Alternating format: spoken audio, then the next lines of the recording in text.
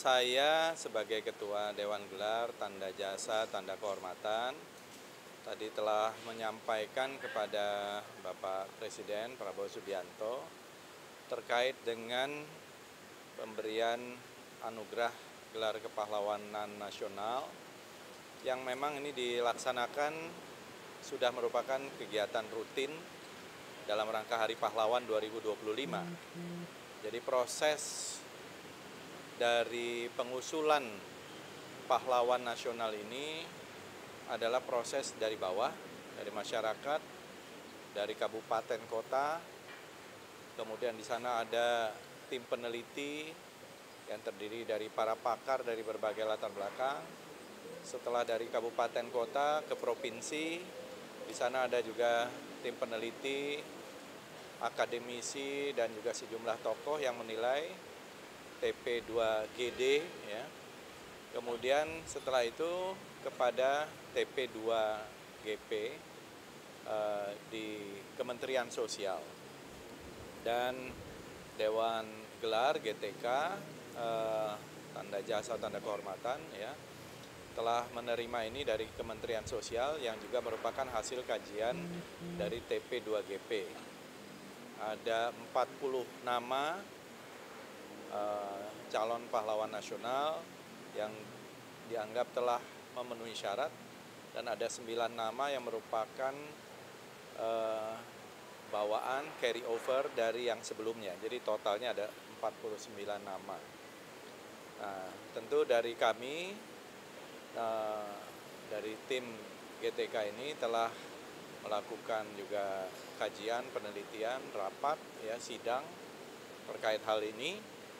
Jadi telah diseleksi tentu berdasarkan kalau semuanya memenuhi syarat, ya. Jadi tidak ada yang tidak memenuhi syarat, semua yang telah disampaikan yang memenuhi syarat. Perjuangannya semua jelas, latar belakangnya, riwayat hidupnya, dan sudah diuji secara akademik, secara ilmiah, gitu ya. Riwayat perjuangannya ini telah diteliti dengan seksama melalui beberapa layer, beberapa tahap, dan sekarang tentu karena kita juga mendekati Hari Pahlawan, kita telah menyampaikan ada 24 nama dari 49 itu yang menurut Dewan GTK yang memerlukan telah diseleksi mungkin bisa menjadi prioritas. Nanti kita akan melihat, ya, perkembangan, ya, tadi telah saya sampaikan, termasuk juga riwayat hidup dari calon pahlawan nasional. Ya, mereka ini sebenarnya sudah pahlawan nasional, tapi tentu kita menyeleksi berdasarkan pertimbangan-pertimbangan termasuk gender, provinsi, dan lain-lain. Saya kira itu. Ya, nanti kita lihat lah, ya.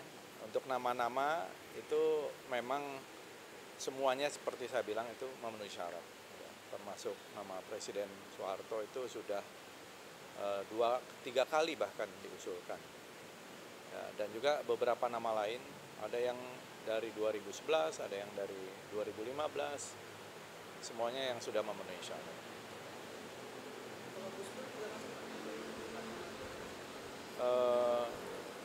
Itu juga termasuk yang kita seleksi, ya, semuanya saya kira memenuhi syarat juga.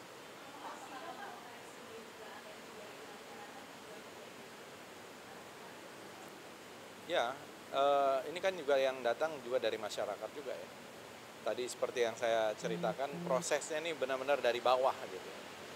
Dari masyarakat, dari kabupaten kota, dari provinsi, kemudian melalui berbagai kajian, melalui seminar, ada publikasi buku, dan lain-lain. Jadi kalau mengenai hal itu saya kira tidak ada masalah.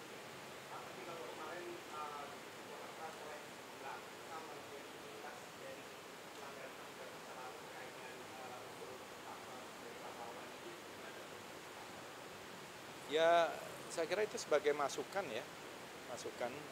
Tapi kita akan melihat jasa-jasanya yang luar biasa, Eh, karena tadi semua 49 nama ini adalah jasa-jasa orang-orang yang sudah dipertimbangkan dengan masak melalui kajian, mereka berjasa luar biasa gitu. Makanya diusulkan.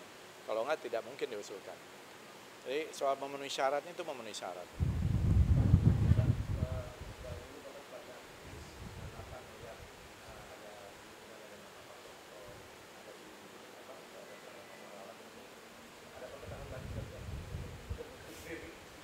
Oh, kalau saya nggak ada.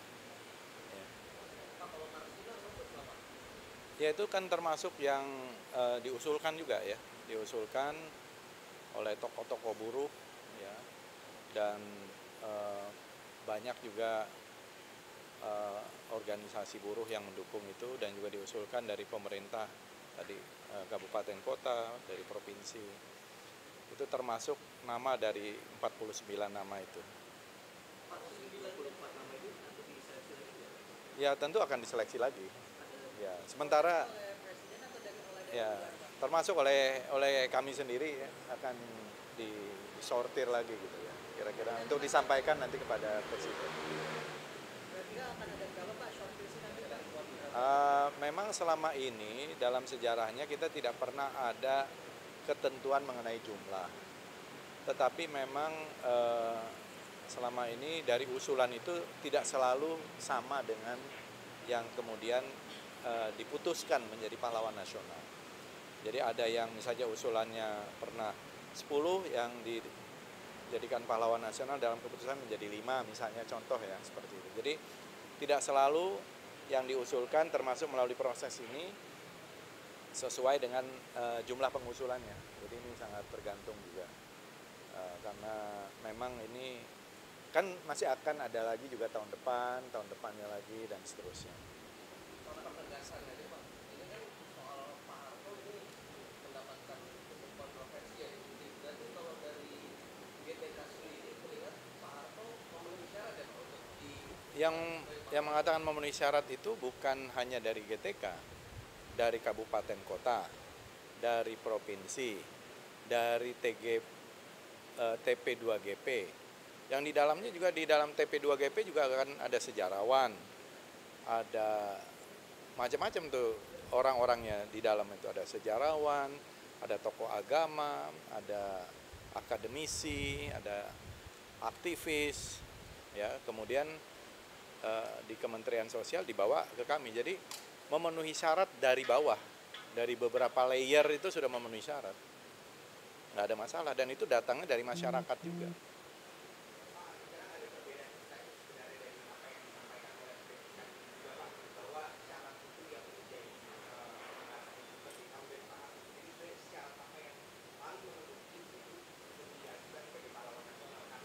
Kalau dalam pengusulan saya kira banyak ya. Beliau memimpin serangan umum 1 Maret. Itu sebagai contoh, 1 Maret itu serangan besar, serangan umum 1 Maret itu salah satu yang menjadi tonggak Republik Indonesia itu bisa diakui oleh dunia. Masih ada. Karena Belanda waktu itu mengatakan Republik Indonesia sudah cease to exist, sudah tidak ada lagi. Jadi di perundingan di New York ketika itu, Indonesia sudah tidak ada, pemimpinnya sudah ditangkap, wilayah sudah dikuasai, rakyatnya sudah tunduk. Tiba-tiba ada serangan ini, salah satunya adalah serangan besar, serangan umum 1 Maret 1949. Itu salah satu yang saya baca dari usulan-usulan itu. Nah, itu kan menandakan Pak Harto sebagai komandan pertempuran serangan umum 1 Maret punya jasa di dalam kemerdekaan, perang mempertahankan kemerdekaan Republik Indonesia. Belum lagi operasi pembebasan Irian Barat dan lain-lain. Jadi ada rinciannya, nanti rinciannya kalau mau lebih panjang nanti saya berikan.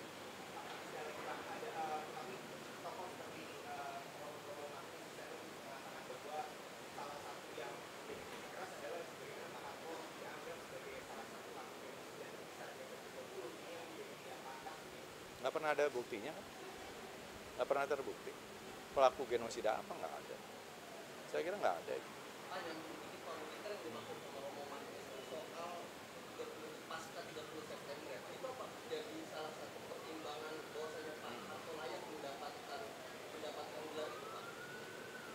Ya apa faktanya apa? Ada yang berani menyatakan fakta? Mana buktinya? Kan kita bicara sejarah dan fakta dan data gitu. Ada nggak? Nggak ada kan? Saya kira itu.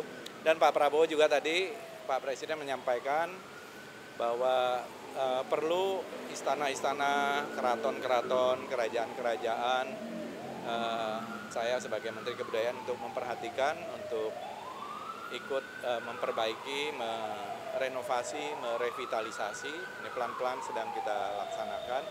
Jadi beliau sangat peduli bahwa ini adalah warisan budaya yang penting, cagar-cagar budaya yang penting. Jadi tadi juga menyampaikan pesan tersebut.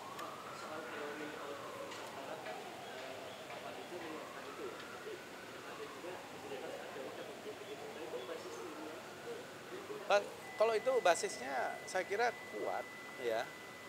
Bahkan sudah ada yang membuat teori out of Asia. Selama ini kan selalu dikatakan teorinya itu manusia itu dari Afrika. Semua manusia katanya dari Afrika. Teori ini udah di-challenge dengan hipotesa juga multi-region migration gitu ya. Jadi tidak selalu bisa juga dari Asia ke Afrika, ke Eropa dan sebaliknya. Jadi saya mengatakan out of Nusantara itu karena banyak sekali temuan-temuan dari sini. Itu pun ya subjek untuk diteliti kembali. Lukisan-lukisan purba kita umurnya 51.200 tahun. Dan temuannya banyak. Di Maros Pangkep ada 700-an lukisan-lukisan purba yang umurnya paling tua 51.200 tahun. Di Gua Sangkurilang di Kalimantan Timur itu ada 58 gua dan ada 2.500 panel. Ya, kemudian di Gua Lidah Air yang diperkirakan 60.000 tahun, Gua Harimau 22.000 tahun. Jadi kita ini dan juga banyak gambar-gambar perahu. Jadi nenek moyang kita mungkin bermigrasi dengan menggunakan perahu. Nah, itu eranya Homo sapiens, eranya Homo erectus ya kita tidak tahu itu. Temuannya paling banyak 60% ada di sini juga. Jadi saya mengemukakan itu supaya kita tidak terpaku kepada sebuah teori yang mapan, out of Africa, bisa juga out of Nusantara. Dan sudah mulai banyak yang melirik teori baru ini. Ya saya memang mengatakan out of Nusantara dan ya itu bisa diperdebatkan secara ilmiah.